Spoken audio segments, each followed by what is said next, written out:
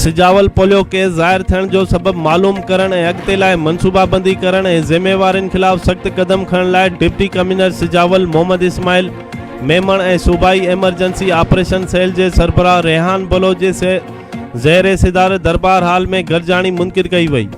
PAOC जे सरबराह रेहान बलोच चयो त ज़िले सिजावल में सिहत खातो API ऐं लाॻापियल खातनि जो पोलियो मुहिम में किरदार इत्मीनान जोॻो न आहे।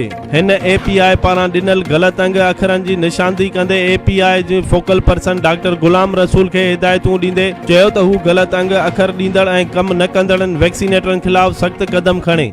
हिननि चयो त असां सभु हिकु टीम आहियूं ऐं असांखे पोलियो ख़िलाफ़ जदोजहद करणी पवंदी। इन ई मिशन में जंहिं जे बि कोताही साम्हूं ईंदी त उनखे बरतरफ़ कयो वेंदो। रिपोर्ट अतीकुर रहमान खतरी सिजावल।